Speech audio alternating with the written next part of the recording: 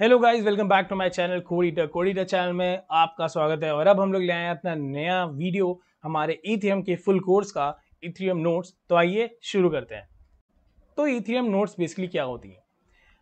हमारा इथेरियम और कुछ नहीं, बस एक P2P नेटवर्क में ऑपरेट करने वाला ही एक पूरा एक सिस्टम होता है। मतलब कि जिस तरह से एक डिसेंट्रलाइज सिस्टम हम लोगों ने जिस तरह से ब्लॉकचेन को देखा था कि वो एक P2P नेटवर्क का यूज करके वर्क करता है, ठीक उसी तरह से हमारा जो इथेरियम भी है वो भी P2P मॉडल पे ही बेस्ड है। इसमें कोई क्लाइंट या कोई सर्वर नहीं होता है। तो ये जितने भी यहाँ पे आप देख रहे हैं, मतलब जितने भी सिस्टम आप देख रहे हैं इस नेटवर्क में, ऑल ओवर द नेटवर्क, इन सबको ही हम लोग नोड्स कहते हैं या फिर क्लाइंट्स भी कहते हैं। अब ये जो नोड्स और क्लाइंट्स हैं, इनका अपना बहुत ही इंपॉर्टेंट रोल होता है। ठीक है, तो अभी देखते हैं पहले हम लोग की उनका रोल क्या होता है। उससे पहले हम लोग ये देखते हैं कि टाइप्स ऑफ नोड्स, मतलब कितने टाइप्स के नोड होते हैं हमारे इथेरियम में। तो आइए देखते हैं। तो टाइप्स ऑफ नोड में हमारा पहला जो होता है वो होता है फुल नोड। मतलब कि फुल नोड क्या है अभी मैं बताऊंगा। दूसरा होता है हमारा लाइट नोड और तीसरा होता है हमारा आर्चीव नोड। तो बेसिकली ये full node, light node, archive node, ये सब है क्या, राइट?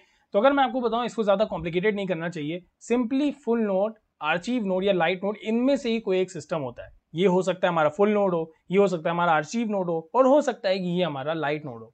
अब ये कैसे डिसाइड होता है कि हम फुल नोड होंगे कि लाइट नोड होंगे कि आर्चीव नोड होंगे? वो डिपेंड करता है पर्सन टू पर्सन। जैसे कि अगर लेट से आप माइनर है तो आप क्या चाहोगे कि आप एक फुल नोड कहलाओगे। फुल नोड क्यों कहलाओगे? क्योंकि फुल नोड की जो रिस्पॉन्सिबिलिटी होती है वो होती है कि वो पूरे के पूरे एंटायर ट्रांजैक्शन जो कि हमारे इथेरियम के नेटवर्क में हो रहे होते हैं उसको वेरीफाई करना, हर एक ब्लॉक को वेरीफाई और वैलिडेट करने की होती है। तो ये क्या करता है फुल नोड? ये एंटायर कॉपी ऑफ ब्लॉकचेन अपने पास रखता है जो भी ब्लॉकचेन में हो रहा है। लेट्स से अगर कोई पर्सन ए है, और लेट्स से यहाँ ए नहीं लूंगा वरना आप कंफ्यूज हो जाएंगे। लेट्स से मैं यहाँ पे कोई पर्सन एक्स है और वो ट्रांजैक्शन कर रहा है किसी पर्सन वाई को, और उसके पास लेट्स से अगर सिर्फ और सिर्फ उसने कुछ गलत तरह के ट्रांजैक्शन किए, लेट्स से, ठीक है, उसने कुछ गलत तरह के ट्रांजैक्शन कर दिए, ठीक है।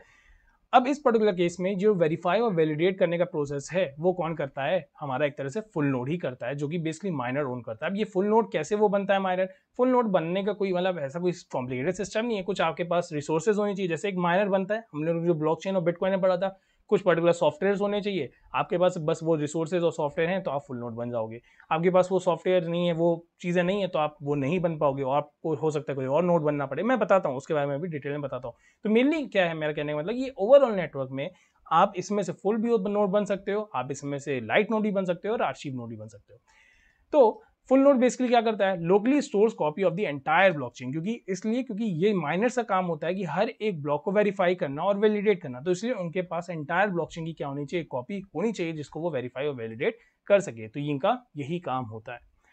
जब हम बात करते हैं हमारी लाइट नोड की, तो लाइट नोड क्या है? जिनको बस बेसिकली ट्रांजैक्शन करना है, उनको मतलब बहुत ज्यादा कॉम्प्लिकेटेड चीज नहीं है, और जिनके पास इतनी मेमोरी नहीं है। लेट्स से आपके पास आपका कंप्यूटर थोड़ा पुराना है, ठीक है, आप सिर्फ और सिर्फ जो HDD storage, HDD storage use कर रहे हो, एसएसडी यूज नहीं कर रहे हो। अगर आपको एसएसडी में कंफ्यूजन है एसएसडी और एचडीडी क्या होती है, तो एक बार आप टाइप करेगा, दोनों में डिफरेंस आपको पता चल जाएगा।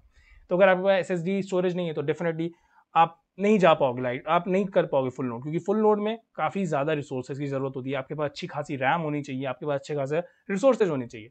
मगर जब हम लाइट नोड की बात करते हैं तो हम यहाँ पे सिंपली ट्रांजैक्शन के लिए ही यूज करते हैं लाइट नोड्स को।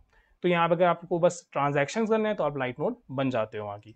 और इसमें क्या होता है, इसके पास सिर्फ और सिर्फ इंफॉर्मेशन होती है ब्लॉक के हेडर के। ब्लॉक का हेडर क्या है? ब्लॉक का हेडर को आप इस तरह समझ सकते हैं, जैसे बुक होती है, तो वो बुक का एक तरह से मेरे पास इंडेक्स है, ठीक है। तो लाइट नोड के पास एक तरह से ये जो ब्लॉक हेडर है वो एक तरह से इंडेक्स का काम करता है। तो इंडेक्स क्या करता है? उस इंडेक्स के थ्रू वो किसी भी नोड को, जब उसको कोई जरूरत होती है कि हाँ मुझे जानना है इस पर्टिकुलर नोड के बारे में या इस चीज के बारे में, तो वो क्या कर सकता है? उसे एक्सेस कर सकता है, उसकी रिक्वेस्ट कर सकता है।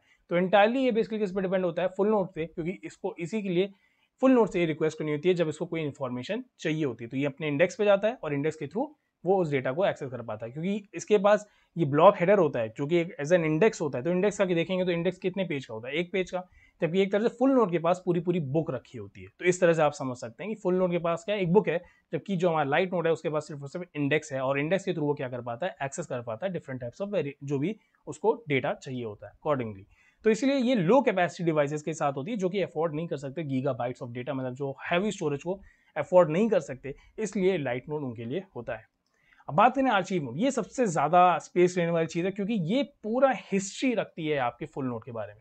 मतलब आर्चीव नोड कोई फुल नोड से अलग नहीं है, ये भी एक फुल नोड ही है, बट अब इसमें और फुल नोड में डिफरेंस क्या है कि इसके पास सारा हिस्टोरिकल डेटा होता है। मतलब कि जब से ब्लॉक बना था, लेट्स से जेनेसिस, मतलब जो सबसे शुरू का ब्लॉक था, वहां से लेके जो अभी तक सिचुएशन है उसका पूरा डेटा। लेट्स से मुझे अभी एक कोई सिस्टम है जहाँ पे कोई पर्टिकुलर ट्रांजैक्शंस हो रहे हैं, ठीक है, लेट्स से अभी कोई ब्लॉक प्रोसेस हो रहा है, लेट्स से उस ब्लॉक का नंबर है 2013। अब मुझे एक्सेस करना है लेट्स से ब्लॉक नंबर 2000, तो मैं आर्शीव नोड में क्या कर सकता हूँ, उस डेटा को स्टोर करता हूँ। तो इसीलिए मुझे उस पूरे डेटा का क्या रखना पड़ता है, हिस्टोरिकल डेटा रखना पड़ता है, रिकॉर्ड रखना पड़ता है। इसीलिए इसमें टेट्राबाइट्स ऑफ डेटा की डिस्क स्पेस की रिक्वायरमेंट होती है बेसिकली।